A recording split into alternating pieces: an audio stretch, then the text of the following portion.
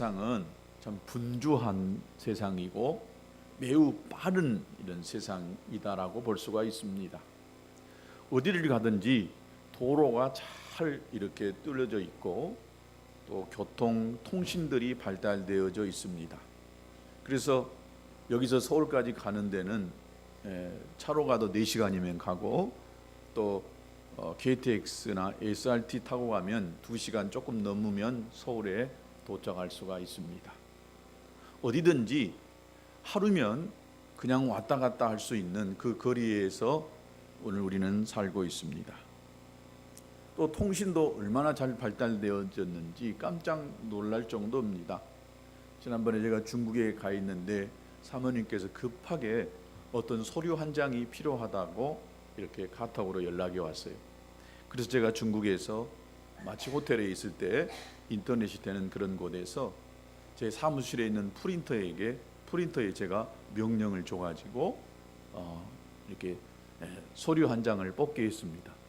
그러니 우리 사모님이 깜짝 놀라더라고요.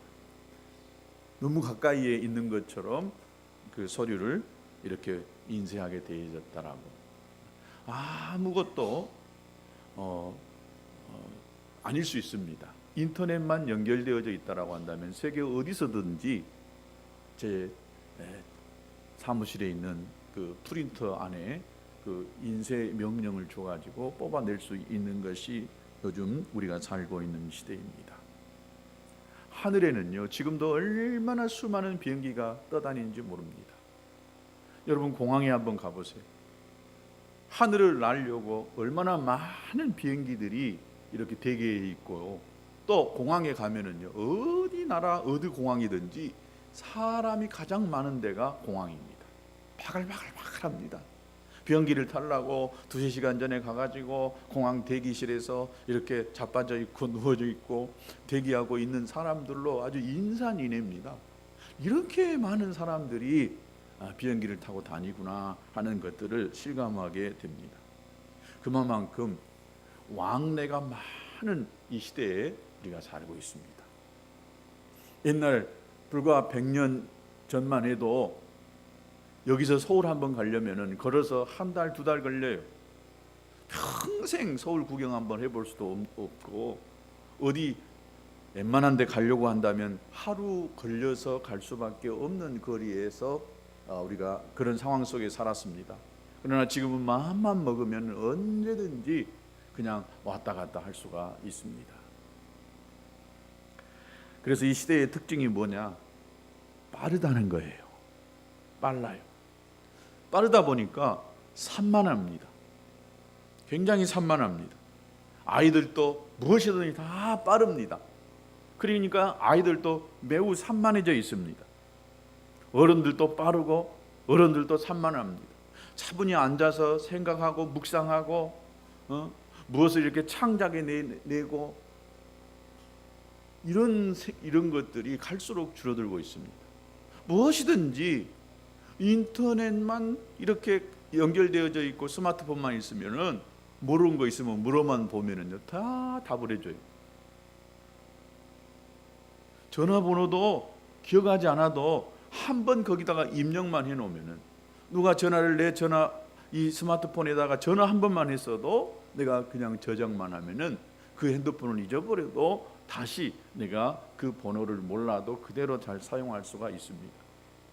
그러니 여러분 자기 식구들 전화번호 다 외운 사람이 아마 여기 몇 명 안 될 겁니다.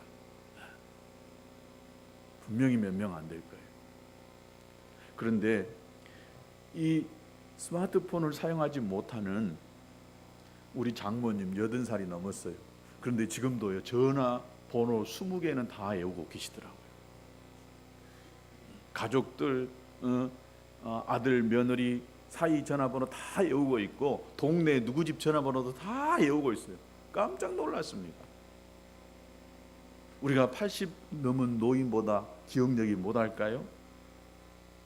안 쓰니까, 사용을 하지 않으니까 우리 기억력이 줄어듭니다.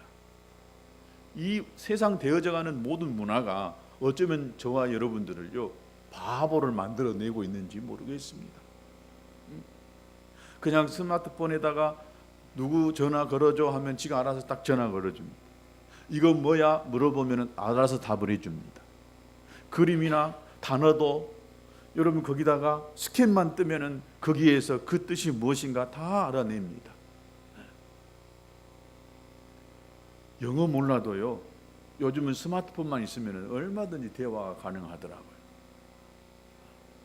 지난번 중국에 갔을 때도 제가 깜빡 잊고 이 번역 프로그램을 제가 외부로 안 깔아놓고 갔어요.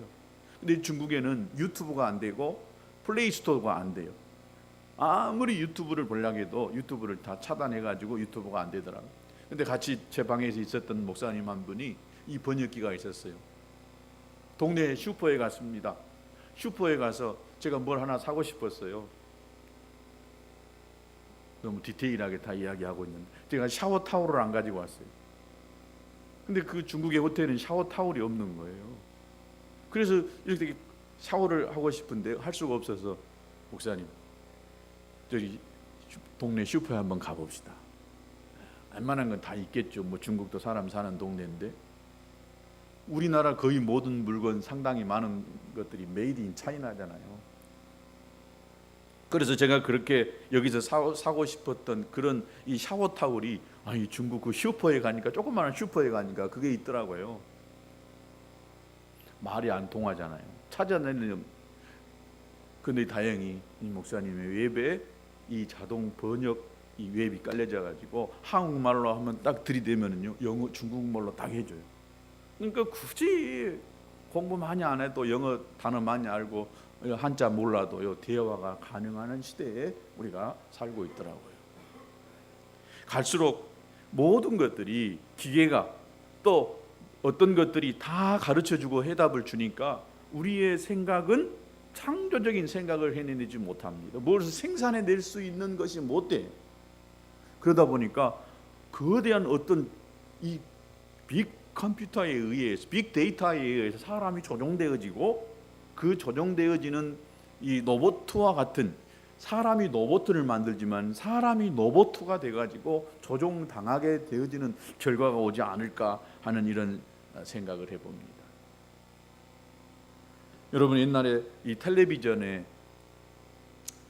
채널이 적어도 2개 내지 3개밖에 없었어요. 큰 나무 상자 안에다가 아주 브라운관이 있어가지고 거기에 텔레비전 동네에 1대 2대 있어요. 그러면 또 온 동네 사람들이 연속구 가면은 다 그 동네 가가지고 앉아서 한 집에 가가지고 죽쳐서 텔레비전 눈 떨어지게 봅니다. 채널도 2개 3개밖에 없으니까 돌리고 싶으면 텔레비전 앞에 가가지고 또르륵 또르륵 돌리고 그래서 MBC 또 KBS 이렇게 돌리고 채널을 선택할 수 있어서 본 것이 아니라 그냥 텔레비전에서 보내준 방송만 볼 수 있었습니다. 지금은 어떻습니까? 가서 텔레비전 앞에 가서 이렇게 조정하고 안 해도요 리모컨만 있으면은 얼마든지 내가 원하는 채널을 내가 보고 싶은 그 프로그램을 볼 수가 있어요. 방송에서 그 프로그램을 보게 만드는 것이 아니라 내가 원하는 프로그램을 수십 개, 어떻게 보면은 수십 개도 아니에요. 100몇 개 막 이렇게 채널이 있는 것 같아요. 그래서 원하는 채널만 내가 찾아서 누르기만 하면 내가 원하는 채널을 볼 수가 있어요. 보기 싫다? 그러면은 금방 리모컨으로 돌려버리면 돼요. 그러니까 TV 프로그램을 만들어내는 그 프로그램 진행하는 또 이 PD들은 사람의 시선 또 텔레비전 채널을 돌리지 못하도록 단 몇 초도 사람의 눈길을 사로잡는 아주 자극적인 그런 언어나 행동 또 사람의 마음을 이렇게 붙잡아 놓을 수 있는 그런 프로를 만들어내고 있는 것을 볼 수가 있습니다. 그러니까 이 시대는 굉장히 자극적입니다. 빠르고 산만하고 자극적입니다. 이제 웬만한 자극 가지고는 사람이 감동을 안 받으니까 아주 세게 자극을 줘가지고 사람의 마음을 휘어잡는 이런 프로를 지금 텔레비전에서 만들어내고 있습니다. 또 굉장히 끊임없이 변화를 추구하고 있습니다. 그러다 보니까 어떤 한 것이 굉장히 무게에 있는 것이 아니라 쉽게 사람들이 변하고 또 다른 선택을 할 수밖에 없는 이런 변화 속에 그러니까 어떤 것이 다 가벼워집니다. 무엇이든지 사람이 쉽게 다 바꿔버려요. 너무너무 쉽게 바꿔버려요. 마누라도 쉽게 바꿔버리죠. 또 남편도 바꿔버리죠. 웬만한 건 다 바꿔버려요. 마음에 안 든다 그러면 다 바꿔버려요. 옛날에는 마음 안 들어도 그냥 죽을 때까지 한 번 만났으면 이 사람이 내 운명이 팔짱갑다 생각하고 끝까지 죽을 때까지 살아요. 쓰러지고 병들고 누워서 먹을 수 없어도요, 이 사람은 내가 돌봐야 될 사람이나 하고 평생 그렇게 삽니다. 근데 요즘은 아마 그런 사람이 많겠지만은 그렇지 않는 것이 요즘 이 시대입니다. 그러니까 계속해서 선택할 수 있는, 그리고 인간이 가지고 있는 이 사상이나 또 인간이 마음에 품고 있는 이러한 것들이 무엇보다도 존중되어져야 된다고 생각합니다. 자유가 주어졌어요. 그래서 이 자유는 누구에게도 구속받지 않아야 되고, 이 자유는 내가 할 수 있는 무엇이든지 다 할 수 있다라고 생각을 해버립니다. 앞으로 분명 그런 일이 안 왔으면 좋겠지만은, 그러나 그런 일이 생겨날 가능성이 다분합니다. 며느리라고 데려왔어요. 그런데 세상에 여자가 아니라 남자예요. 사위라고 데려왔어요. 당연히 남자여야 되는데 여자를 데려왔어요. 이런 시대가 안 왔으면 좋겠지만은, 그러나 아마 반드시 마지막 때는 그렇게 되어지고 앞으로 법도 아마 그렇게 개정되어질 것입니다. 눈 똑바로 뜨고 우리가 살지 않으면, 이 자녀들에게 올바른 하나님의 이 말씀을 가르쳐내지 않으면은 어느 날 사위를 데려왔는데 여자를 데려올 수 있고, 며느리를 데려왔는데 여러분 남자를 데려올 수 있다는 것을 여러분 기억해야 됩니다. 무서운 시대에 우리가 살고 있어요.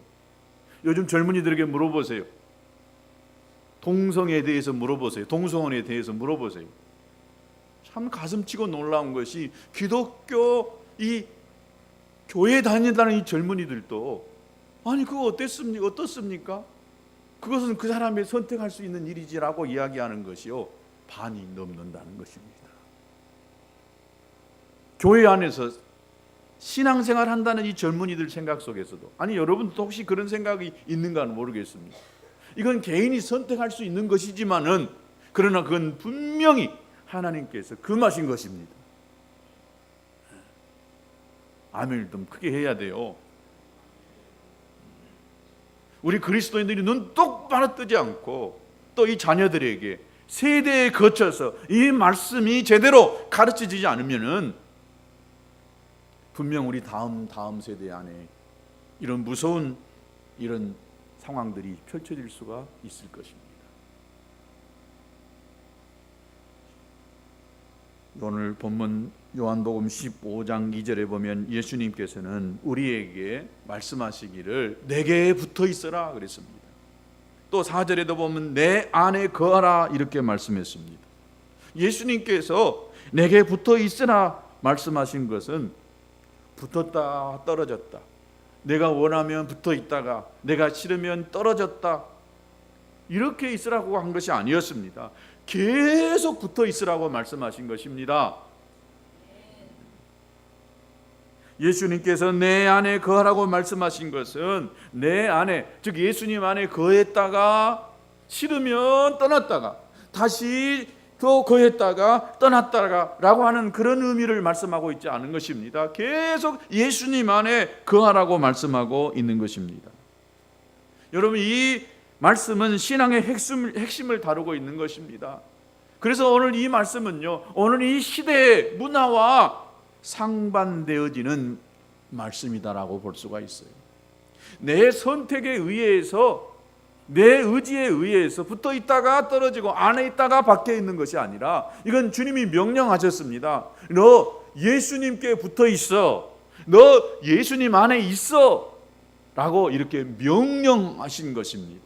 여러분, 명령은 우리의 선택 상황이 아닙니다.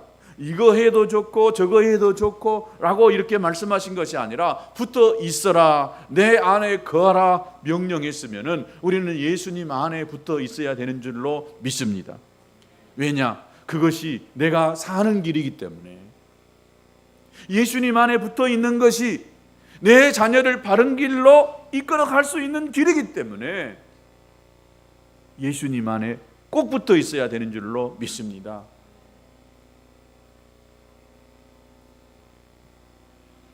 우리의 문화는 끊임없이 변하는 것입니다. 지극히 오래 붙어 있지 못합니다. 오래 머물러 있지 못합니다. 텔레비전 채널을 확 돌리듯이, 아니죠, 돌린 것이 아니라 리모컨으로 계속해서 채널을 옮겼다 이렇게 플러스 마이너스 이렇게 하듯이 계속해서 이 바뀌어 가는 것이 바로 오늘 우리 시대 속에 살고 있는 것을 볼 수가 있습니다. 그래서 붙어 있다는 것, 거한다는 것, 이것은 이 포도나무가 가지에 붙어 있어야 제대로 이 가지가 나중에 열매를 맺게 되는 것처럼 우리가 예수님 안에 붙어 있어야 생명의 공급을 받고 우리가 살아있는 신앙의 삶을 살 수가 있게 되는 줄로 믿습니다. 오늘 본문 또 6절에 보면 예수님께서는 사람이 내 안에 거하지 아니하면 가지처럼 밖에 버려져 마르나니 사람들이 그것을 모아다가 불에 던져 사르느니라 라고 이렇게 말씀했습니다. 붙어 있지 않으면, 거하지 않으면, 머물러 있지 아니하면 결국 버려진다는 것입니다. 불에 던져져서 불에 살라진다는 것입니다. 이것은 심판입니다. 붙어 있으면 살지만 붙어 있지 않으면 열매를 맺지 못하는 것이 아니라 불에 살라져 없어져 버린다는 거예요. 얼마나 무서운 것입니까? 그대로 머물러 있고 그대로 살아있는 존재가 아니라 나중에 이것이 떨어져 있으면 불에 살라져 없어버리는 그런 것이 된다는 것입니다. 고로 우리는 예수님께 붙어 있어야 되는 줄로 믿습니다. 그냥 붙어 있는 것이 아니라 계속 확실하게 붙어져 있어야 되는 줄로 믿습니다. 그래야 여기서 열매가 맺습니다. 가지는 포도나무에 계속 붙어 있어야 열매를 맺은 것처럼 우리가 예수님께 계속 붙어 있어야 생명을 얻을 수가 있고 천국에 이를 수가 있게 되는 줄로 믿습니다. 여러분, 붙어 있다라고 하는 것은 여러분 집중력을 의미합니다. 포도나무와 가지가 붙어 있으면 이 포도나무와 가지 사이에 이 접촉점이 생깁니다. 그래서 이 부분을 잘 봐야 합니다. 바로 이 접촉점에서 모든 것이 결정되는 것을 볼 수가 있습니다. 조금이라도 떨어져 있으면 가지와 나무가 붙어 있을 때에 거기서 제대로 된 수액을 공급받아서 그 가지가 충분한 영양분을 이렇게 공급받아서 나중에 그 가지에서 열매가 맺히게 되는 것을 볼 수가 있습니다. 그러므로 이 접촉되어지는 나무와 가지가 연결되어지는 이 접촉점, 이것이 굉장히 중요한데 이 접촉점을 우리가 신앙적으로 보면은 하나님과 우리와의 관계를 의미한다라고 볼 수가 있습니다. 그러니까 하나님과 계속 접촉점을 가지고 교제가 이루어져야 그 안에서 하나님의 이 생명을 공급받아 우리가 영적으로 살 수가 있게 되는 줄로 믿습니다. 여러분, 하나님은 영이십니다. 영이신 하나님과 만나는 것은 여러분 쉬운 일이 아닙니다. 포도나무와 가지가 붙어 있어서 수액이 흐르는 것도 여러분 눈에 보이지 않습니다. 속에서 일어나는 일이잖아요.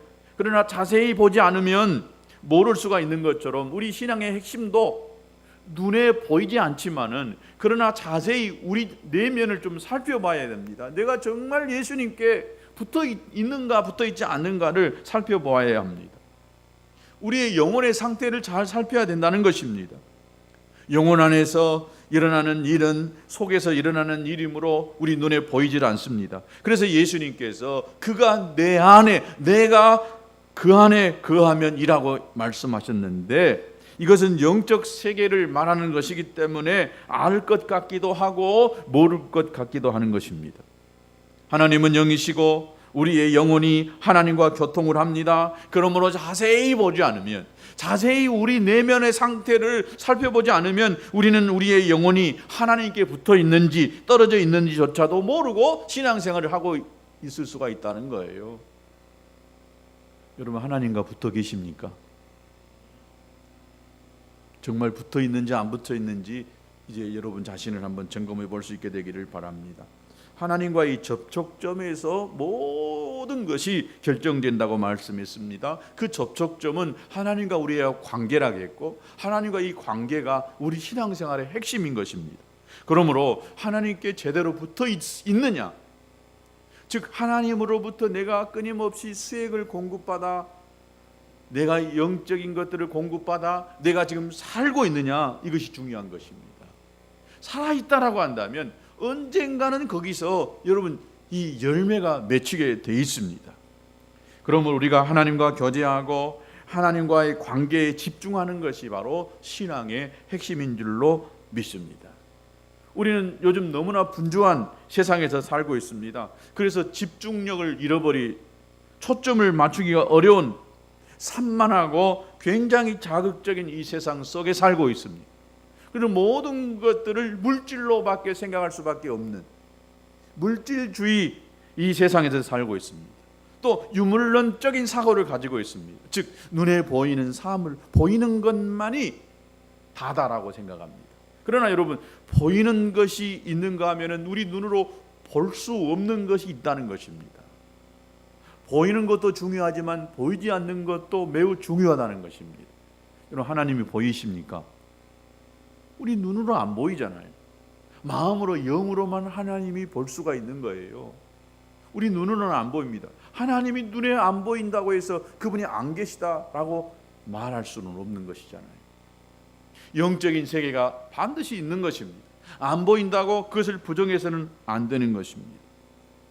우리 신앙생활에 내면이 보이지 않는다고 해서 이 내면을 중요시 여기지 않는 것, 이것은 올바른 신앙생활을 하는 것이 아닙니다. 즉, 이 껍데기 신앙, 이것이 될 수가 있다는 거예요. 무엇이 껍데기 신앙이냐? 형식만을 중요시 여기는 거예요. 여러분, 하나님의 백성들은, 주님의 자녀들은 그냥 알 수 있는 것이 주일날 하나님 앞에, 교회 앞에 나와서 예배하느냐 안 하느냐를 보면 그가 정말 하나님의 자녀이냐 아닌가를 쉽게 분별할 수가 있습니다. 어떤 특별한 이유나 목적이 있어가지고 사정이 있어서 못 나올 수는 있겠지만은, 그러나 주일날 하나님의 백성들은 교회에 나와서 예배합니다. 그러나 예배 드린다고 해서 다 그것이 그리스도인이냐? 꼭 그런 것만은 아니더라고요. 껍데기, 몸만 왔다가 그냥 가는 이런 형식적인 껍데기적인 신앙생활을 할 수가 있다는 것입니다. 예배는 하나님을 만나는 시간입니다. 가지가 포도나무로부터 수액을 공급받듯이 예배를 통해서 내 영적인 공급을 받는 시간이 바로 예배인 것입니다. 그래서 예배를 잘 드려야 내 영혼이 사는 것입니다. 예배에 와서 그냥 딴 생각하고 있다가 아무런 느낌도 감동도 없이 그냥 시간만 때우다가 돌아간다 한다면 우리 영혼은 하나님의 말씀으로 영혼을, 이 생명을 공급받지 못하니까 이 가지가 포도나무에서 점점 말라가듯이 우리 영혼이 점점 말라갑니다. 예배를 통해서 영적인 은혜를 경험하지 못하면 그 영혼은 병들어갑니다. 그러면 나중에 꼭 그 사람의 영혼에 원수 마귀가 공격해 들어옵니다. 신앙을 갉아먹어서 믿음에서 떠나게 하는 것을 볼 수가 있습니다. 그래서 예배는요, 신앙에 있어서 정말 너무너무 중요한 것입니다. 그러니까 예배를 생명처럼 여겨야 돼요. 뭐처럼 여겨야 된다고요? 생명처럼. 내 영혼이 살 수 있는, 내 영혼의 이 영양분을 공급받는 곳이 바로 예배다라고 생각하고 예배를 위해서 모든 것을 다 걸어내야 됩니다. 그렇지 않으면 우리가 영적으로 똑바로 신앙생활을 할 수가 없는 것입니다. 그러나 이 예배의 모든 것을 걸지 못하면 우리 신앙은 무너지기 시작합니다. 예배보다 더 중요한 것이 자꾸 생겨요. 일이 생겨요. 그건 뭐예요? 그 사람의 마음속에 하나님 이보다도, 예배보다도 더 중요한 것이 그 사람의 마음을 점령하고 있기 때문에 그 사람의 이 영혼은 병들고요, 언젠가는 무너질 수밖에 없고 언젠가는 하나님 떠날 수밖에 없어요. 예배드리지 않는 사람이 어떻게 믿음의 생활을 제대로 할 수가 있고, 예배드리지 않는 자가 어떻게 그가 천국에 갈 수가 있겠습니까? 그래서 예배는요, 우리의 모든 것이 돼야 됩니다. 일주일에 한 번 드리는 이 예배이지만은 이 한 번 예배를 위해서 우리는 모든 것들을 다 희생하고 거기에 초점을 맞춰야 거기서 내 영혼의 영양분을 공급받고 내가 살 수가 있게 된다는 것입니다. 한 번 타협하고 두 번 타협하고 그러다 보면 이 조그마한 이 구멍 안에 물이 새기 시작하면은 이 구멍이 나중에는요 아주 엄청난 구멍이 돼가지고 내 영혼을 완전히 점령해 버리게 되는 것입니다. 여러분, 예배에 생명을 걸 수 있게 되기를 바랍니다. 예배를 통해서 내가 하나님을 만나고 하나님의 말씀의 공급을 받아야 되겠다라고 하는 이런 절대적인 이 마음을 절대 놓아서는 안 됩니다. 예배는 타협의 대상이 아닙니다. 양보의 대상이 아닙니다. 미루어야 될 것이 아닙니다. 이것은 생명처럼 귀하게 여겨서 예배를 통해서 하나님의 임재 가운데에 나가야 되는 줄로 믿습니다. 시편 1편 4절에 보면 악인들은 그렇지 않으며 오직 바람에 나는 겨와 같도다. 바람에 나는 겨. 여러분, 여기에 알맹이가 없잖아요.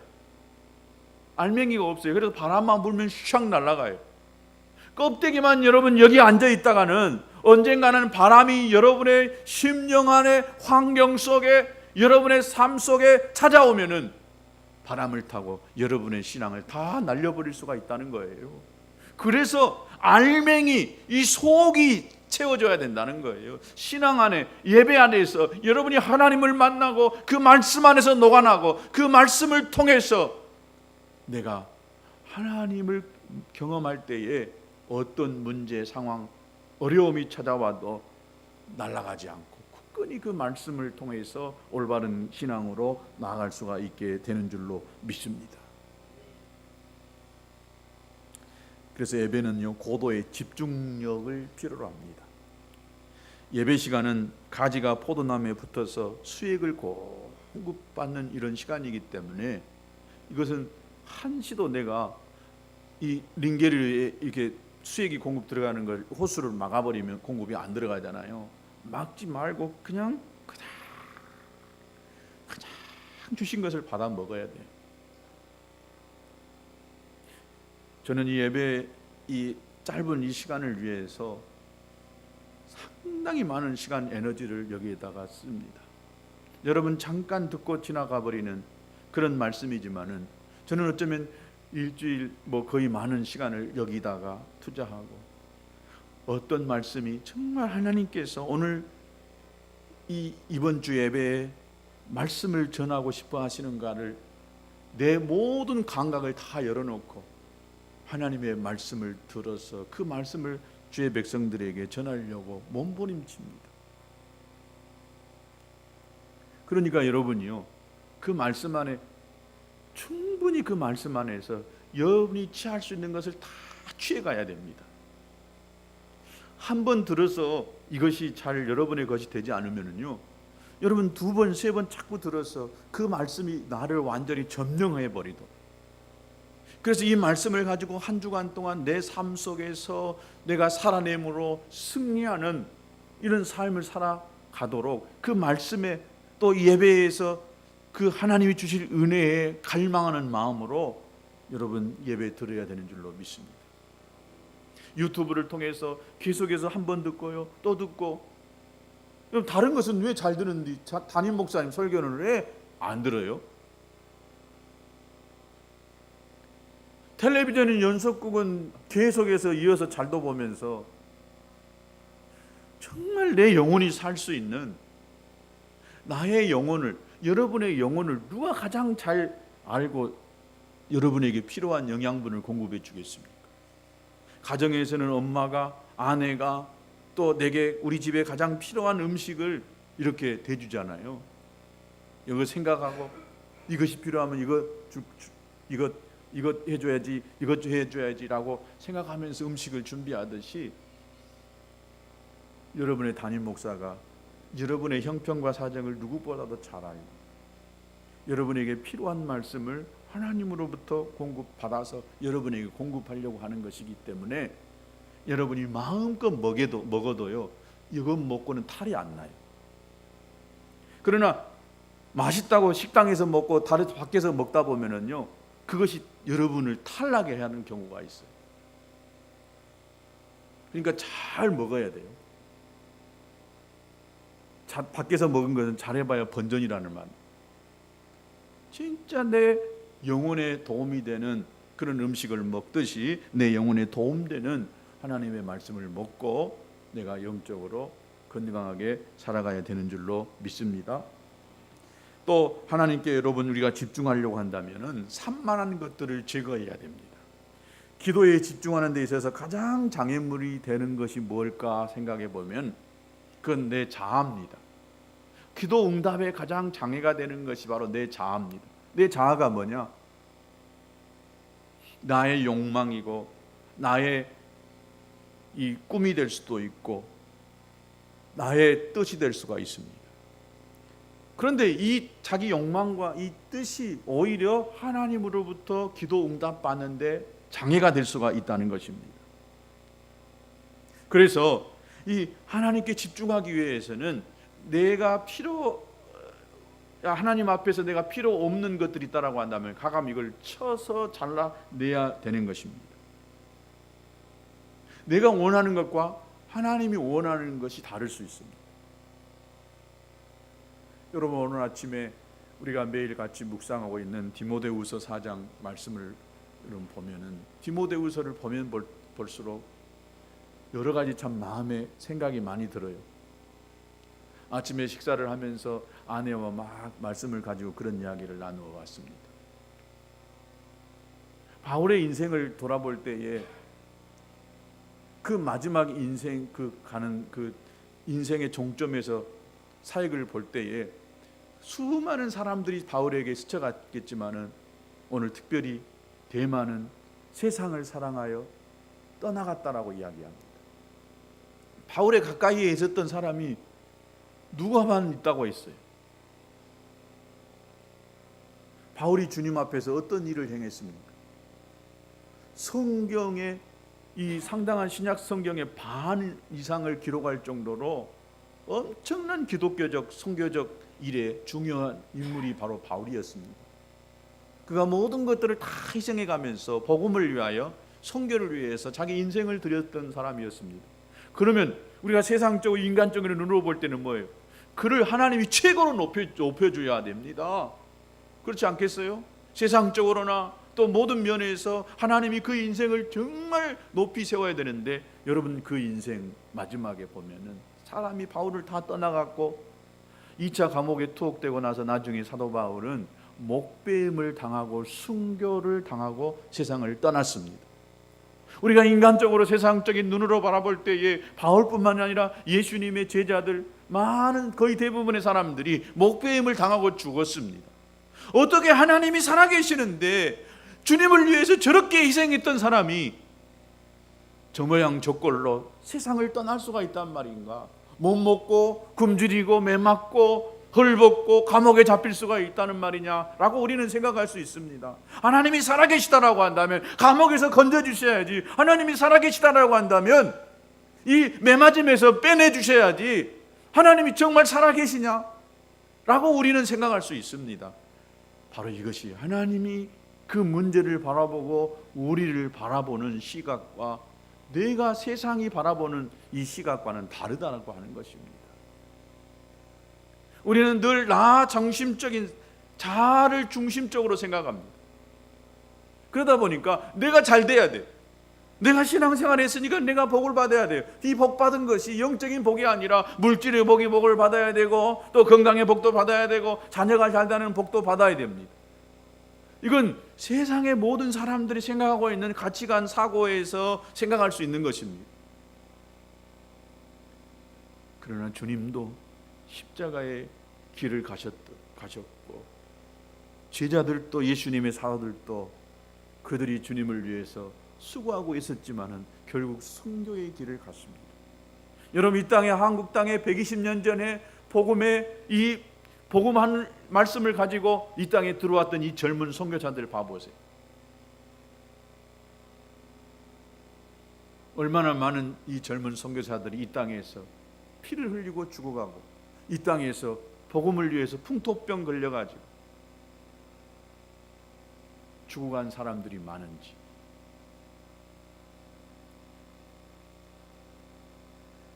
오늘 저와 여러분이 주님 앞에 붙어 있는 것은 나의 유익을 위한 것이 아니고 내가 영적으로 살기 위한 것입니다.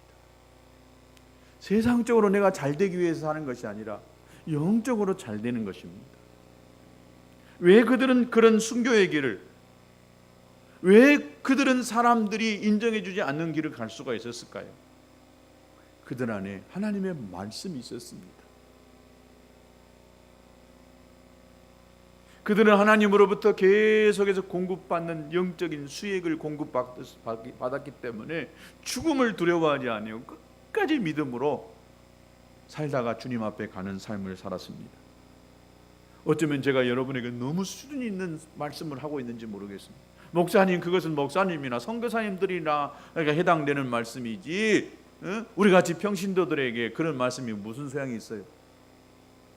혹시 그렇게 생각할 분이 계실련가 모르겠습니다. 주님은 우리 모든 그리스도인들에게 예수님께 붙어 있으라고 말씀하십니다. 그래야 열매를 맺고 그래야 살 수 있다라고 말씀하십니다. 우리가 영적으로 삽시다. 예수님께 붙어 있어야, 교회에 붙어 있어야 우리가 영적으로 삽니다. 여러분 모두 주님의 생명을 풍성함을 누릴 수 있게 되기를 진심으로 축복합니다. 우리 같이 기도하겠습니다. 기도할 때 주님,